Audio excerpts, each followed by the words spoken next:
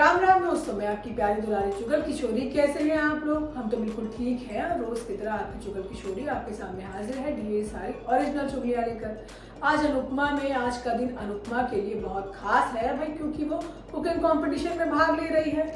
अब बेचारी कैसे एक हाथ से खाना बनाएगी, ये देखने वाली बात होगी।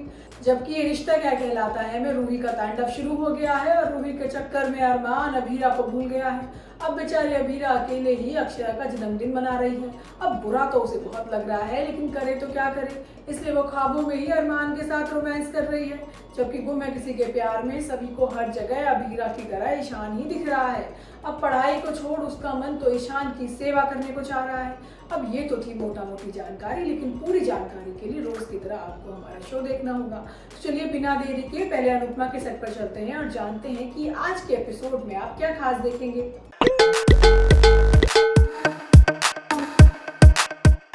अनुपमा में अनुपमा की अग्नि परीक्षा हो रही है और बेचारी को एक ही हाथ में शस्त्र है, जबकि वनराज के कलेजे पर सांप लूट रहे हैं, क्योंकि हमेशा से चुप रहने वाली डिम्पी ने बड़ा सा मुंह खोल दिया है और दूसरी शादी की बात तक छेड़ दी है। जबकि अनुज शादी भले ही श्रुति से कर रहा है, लेकिन चिंता उसे आज भी अनुपमा की सता रही है। आज होता ये है कि अपना टूटा हुआ हाथ लेकर अनुपमा कुकिंग कंपटीशन में पहुंच चुकी है, जहां पर एक जज ये कहकर उसे बाहर कर देता है कि भाई एक हाथ से कुकिंग कंपटीशन में हिस्सा वो नहीं ले सकती। अब अनुपमा को दिन में ही तारे दिख जाते हैं। बेचारी क्या क्या सोच कर आई थी, लेकिन मैदान में उतरने से पहले ही उसे मैदान के बाहर का रास्ता दिखा दिया गया। जबकि दूसरी तरफ डिम्पी ने वनराज को जवाब दे दिया है। होता ये है कि किंजल के घर में काव्य को पता चलता है कि भाई डिम्पी ने वनराज को करारा जवाब दे दिया है और टीटू से शादी करने की बात भी कह दी है। अब काव्य खुशी से डिम्पी की तारीफ करती है, लेकिन तभी चिड़चिड़ा वनराज वहां पहुंच जाता है। वो कहता है कि रोज रोज ये क्या ही करना, एक साथ ही सारे केस कर डालो।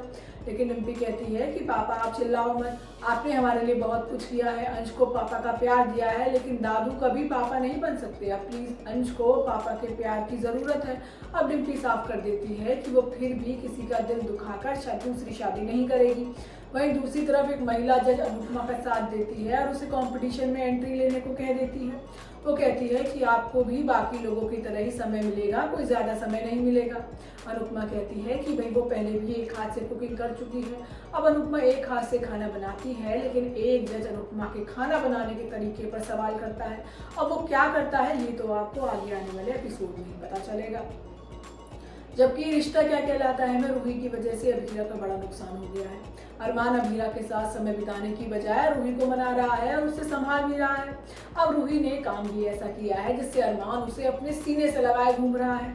होता ये है कि अरमान अभीरा को सरप्राइज देने वाला है अक्षरा के जन्मदिन का। अब अनाथालय के बाहर अभीरा इंतजार कर रही है, लेकिन घर से फोन आता है कि भाई रूही तो गायब है और किसी को मिल भी नहीं रही। अब मनीष भी परेशान है कि रूही अभी तक मंदिर से घर क्यों नहीं पहुंची। वही रूही सड़क पर बेसुध घूम रही है।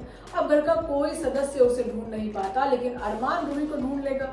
अब अरमान को देखकर रूही ज्यादा नाटक करती है और अपना रोना रोती है। अरमान बेचारी को संभालता है और उसे याद दिलाता है कि उसका बाकी परिवार भी है।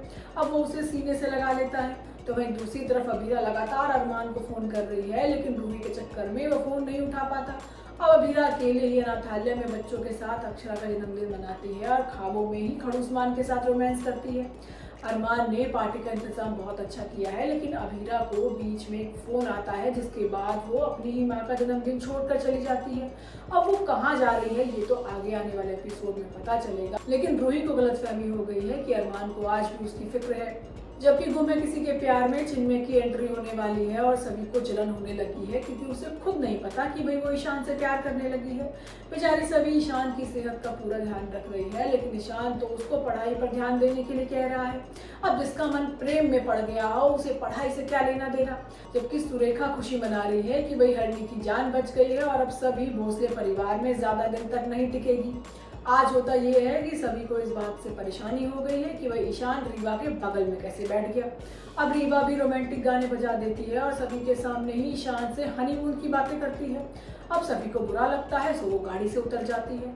अब अपने गुस्से को ठंडा करने के लिए सभी आइसक्रीम खाती है, लेकिन ईशान को समझ नहीं आता कि भाई सभी का आखिर ध्यान कहाँ है। अब वो कॉलेज में भी पढ़ाई को छोड़कर ईशान को ढूंढती है और उसके नंबर भी टेस्ट में कम आते हैं। अब ईशान तो जुकाम से परेशान है और उसका जुकाम ठीक करने के लिए सभी कॉलेज में ही काढ़ा बना देती है, लेकिन ईशान उसे डांटता है कि जितना समय काढ़ा बनाने में बर्बाद किया उतना पढ़ लेती। अब रीवा को भी ये बात बुरी लगती है कि ईशान सभी के चक्कर में सारी रात बारिश में भीगता रहा, जबकि घर में अलग ही माहौल चल रहा है। सुरेखा इस बात की खुशी मना रही है कि हरनी ठीक है और सभी कुछ ही समय की मेहमान है, लेकिन शो में सुरेखा के बदतमीज बेटे चिन्मय की एंट्री होने वाली है, जो आते ही बवाल करने वाला है। लेकिन इसका असर सभी और ईशान के रिश्ते पर जरूर पड़ेगा। तो दोस्तों, ये तो थी आज के तीनों सीरियल की पूरी जानकारी। आपको हमारे शो कैसा लगा हमें लाइक कमेंट करके जरूर बताइएगा। अगर आपने हमारे चैनल को सब्सक्राइब नहीं किया है तो यहाँ से वो भी कर लीजिएगा। हम आपसे फिर मिलने आएंगे इसी समय पर नई जानकारी के साथ। राम राम।